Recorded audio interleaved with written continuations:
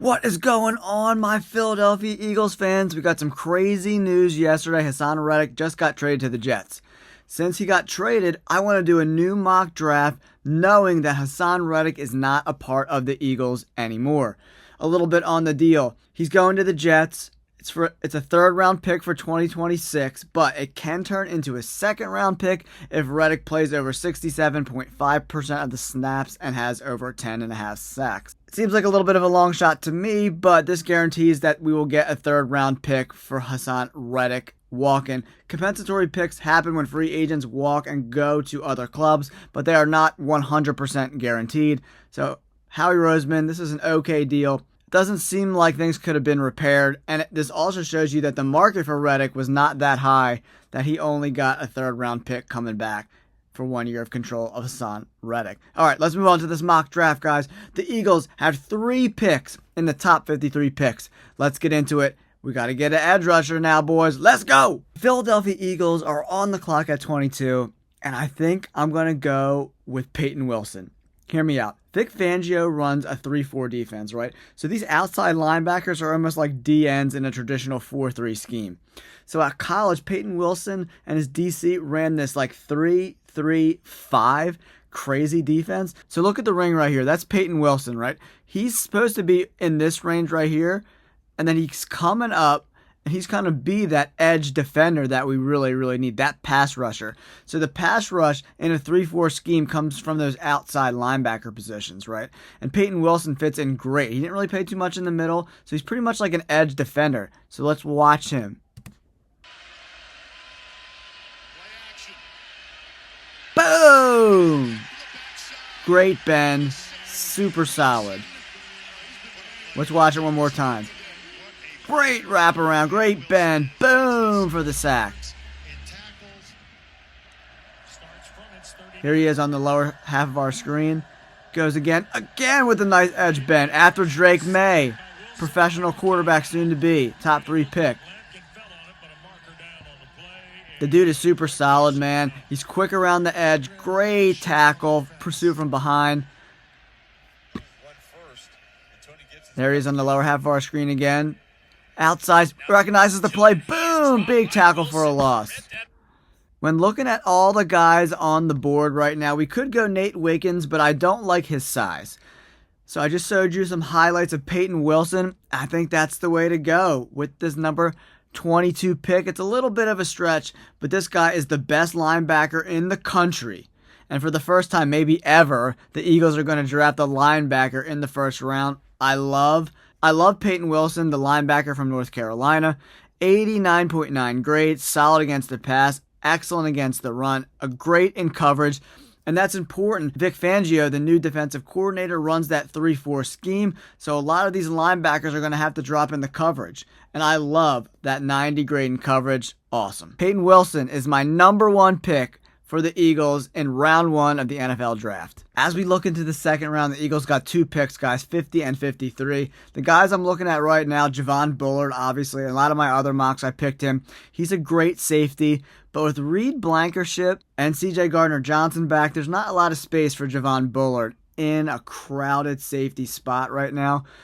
So, guys, Ricky Pearsall is probably the best slot receiver in this draft, not named Ladd McConkey. And they're both super, super talented guys. Really, really good. Only a 3% drop rate, only 2 drops the entire season. He played 460 snaps for Florida, 87 targets, 65 receptions, nearly 1,000 yards, 4 tutties. And he played really good teams, great competition. He played against Florida State, LSU, Georgia, big time programs, man, and he had decent games against those really, really talented schools. And Ricky Pearsall maybe had the best catch I've ever seen in my life. Better than the OBJ catch. I swear to God, go watch the highlights of it. That catch that he made was absolutely ridiculous, guys. Absolutely ridiculous. 6'1", 192. Pearsall, a 3-star recruit, also played safety in high school. He started his career at Arizona before transferring to Florida in 2022. He's projected to be a slot receiver, and his slot skill set is about as good as one could hope. He's savvy. He's nuanced in his route running. He's probably the best route runner, and he might even have the best hands in this entire draft class. And that's a draft class with guys like Malik Neighbors, Rome Odunze, and Marvin Harrison Jr. I love Ricky Pearsall. In Kellen Moore's new offense, he runs a lot of 11 personnel, guys, so we need a really strong third receiver. I'm not sure if Devontae Parker is that guy. If you draft Ricky Pearsall, I think he becomes a starter day one for the Eagles, man. And then A.J. Brown and Devontae Smith outside with Pearsall in the slot, and you can even interchange all those guys from inside to outside. Damn! I can't show you his tape because Ricky Pearsall is in the SEC, and they don't allow YouTubers to use their footage, so go check out some of his highlights. The dude's a dog. He's going to the Birds. Round 2, pick 21, the Eagles are on the board again. So, the only real open position on the Philadelphia Eagles offensive line is right guard with Tyler Steen. He was a third-round pick from Alabama. He kind of underperformed a little bit last year, didn't really get on the field too much. So, I want to bring in someone to compete with Steen at right guard, and that person's going to be Christian Haynes, man. The dude's an absolute dog. He gave up 1 sack in his last 1,600 college snaps, guys. 1 sack allowed in 2022 and 2023. Solid run blocker and pass blocker, 80 and 82 grades. Zone grade, 89. This dude is super good, man. He's very talented. Good size for the guard position, 6'2", 313. Haynes showed on his tape and at the Senior Bowl that he has starting potential measurables and traits at guard in the NFL. His best work comes on the move. He's a little shiftier. He's very athletic for the guard position. I love this spot. Christian Haynes is coming to Philadelphia. The Philadelphia Eagles are up round 4, pick 20. I think one of the biggest spots we need to address with this team is the backup running back position. Obviously, Saquon Barkley is a 3-down back, but we don't want him carrying the ball 30 times a game, catching another 6 or 7 passes. We want to split up the workload a little bit so we keep him healthy. So, Audric Estimé, the running back from Notre Dame, had a killer year last year. 200 attempts, 1,340 yards, 6.4 yards per carry. Rushing grade 94, zone grade 90, elusiveness rating 126.5. All of these metrics measured at PFF are among the best of the class. For him to fall to us this late in the draft, 5'11", 227, he's got great size, could be a third down back, short yardage back, goal line back, and work his way into more carries depending on the success he has. I love Audric Estimé, the halfback from Notre Dame, to be a Philadelphia Eagle. The Eagles are up in the 5th round, pick 26. When you're drafted in the 5th, 6th, and 7th rounds, you're looking for guys who can be developmental pieces on your offense or your defense, right? So we want to find the best player available. So as I'm scrolling through these guys that are left on the board, there's not any one player that really stands out to me as a guy that we need at pick 161. There's a lot of guys that are okay guys, but the only player I see on the board right now that could potentially be a starter for the Eagles down the road is guard Zach Zinter from Michigan. He obviously won a national championship last year. He didn't play as many snaps as he did in 2022. He was dealing with some injuries. Run block grade 75.8. Pass block grade 73.8. Zone grade 72.9. This is a developmental piece that Jeff Statland can get his hands on, coach him up tough, and maybe in a few years down the road, he could take over one of the guard positions or possibly center, or be a solid backup to any one of these guards or centers that get hurt for the Philadelphia Eagles. The interior defensive line is pretty set for the Birds, but we always need depth, especially at offensive line, and he's the best player on the board by far. It's not even close. 6'6", 322. He actually has the size of a tackle. Zinter is a powerful interior offensive lineman whose skill set and size fit perfectly with Michigan's power run scheme. He carries a lot of weight in his upper half, giving him good power to push people at contact and latch on to maintain blocks. I know we drafted an offensive lineman a little earlier in the draft, but at this point in the draft, we need to go best player available. That guy is Zach Zinter. It's not even close.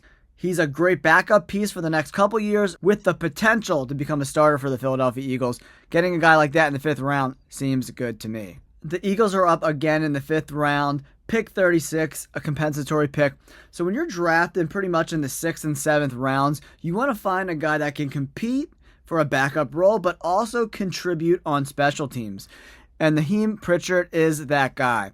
Pretty solid coverage grade, 74.5. Completion percentage and zone coverage grades are among the top of the class. Not so good at man, which definitely concerns me about his athleticism.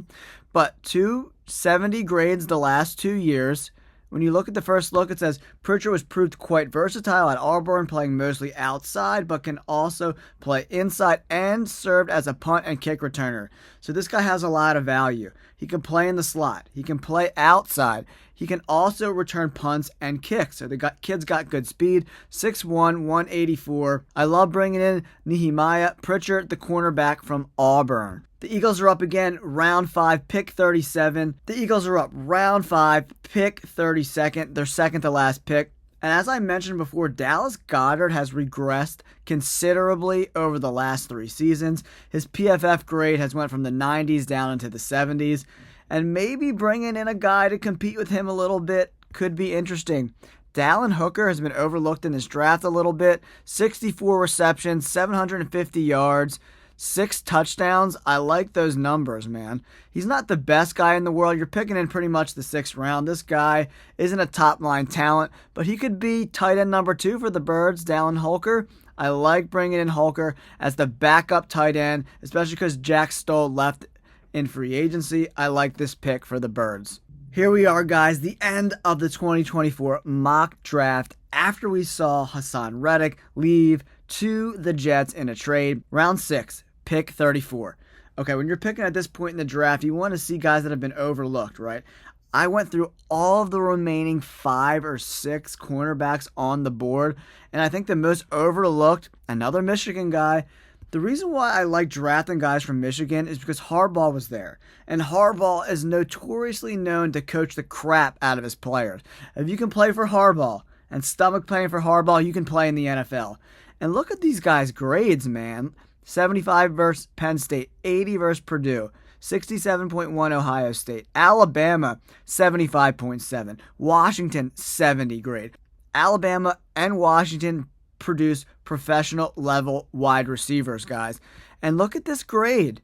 To be available this late in the draft is kind of crazy to me. 86.5 grade, increasing playing time and PFF overall grade each and every season. He only gave up a 66.2 passer rating to opposing quarterbacks this year, 84 coverage grade, 87 run defense grade, 81.8 zone coverage grade. This guy has got some talent, especially this late in the draft, guys. 6 foot, 190, decent size for the Philadelphia Eagles. Currently, the Birds have 11 corners on the roster. A bunch of them are going to get cut. But hopefully the cream rises to the top and we can find some guys that are eventually going to replace Slay and Bradbury. Bradbury, as we all know, was a dumpster fire last year. So let's see if Josh Wallace can come in and compete for a spot with the Philadelphia Eagles. Here is my new and latest mock draft for the Philadelphia Eagles. PFF gave us an overall B grade. Okay, Payton Wilson, B- grade, linebacker from North Carolina.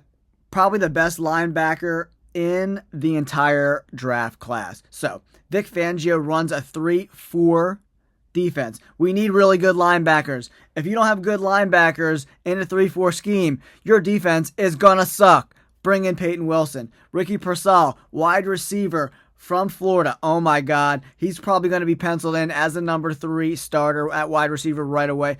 Pearsall is one of the best route runners and has one of the best set of hands in the entire draft class, and that's saying a lot. The dude's a stud. A grade. They gave us a D+ grade for Christian Haynes, and I think that is BS. Because this dude, he might even start this year for the Eagles. That's how talented he is. He could potentially be in competition to start at right guard, D+. Take that grade and shove it up your beep. And then we go, Audric Estimé, the running back from Notre Dame. Killer season this year, guys. Dominated. I love teams that have 2 really good running backs. Saquon Barkley, Audric Estimé, awesome. And got to remember, Barkley's only signed to a 3-year deal. Guaranteed money only for 2 years. So, I like that pick, Estimé. Then we went on a string of great late round picks. Zinter, the guard. Pritchard, the cornerback, Holker, the tight end, and Wallace, the cornerback. B-, B+, B+, B. That's how you become a great NFL team, is crushing the late rounds. If you can dominate the 4th, 5th, 6th, and 7th rounds in the draft, you're going to have a great team. I love these picks.